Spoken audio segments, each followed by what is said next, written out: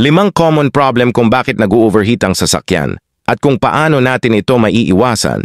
Una, kulang sa coolant. Ugaliin natin ang regular na pag-check sa coolant level bago natin gamitin lalo na pag malayo ang biyahe.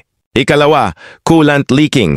Kapag masyadong mabilis bumaba ang coolant level natin, posibleng may leak yan. Dalhin muna sa iyong pinaka-trusted na mechanic para matingnan kung saan nanggagaling dahil kalaunan pagmumulan yan ng overheating. Ikatlo, faulty water pump. Ang sirang water pump ay magkokos ng overheating sa iyong sasakyan para maiwasan magpalit every 60 to 100,000 miles dahil yan ang average lifespan ng water pump ng isang sasakyan. Ikaapat, faulty thermostat.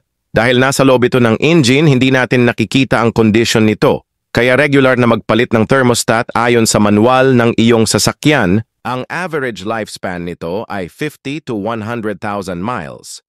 Pero depende pa rin sa pag-aalaga natin dahil kung tubig ang iyong gamit ay mas mabilis itong masisira.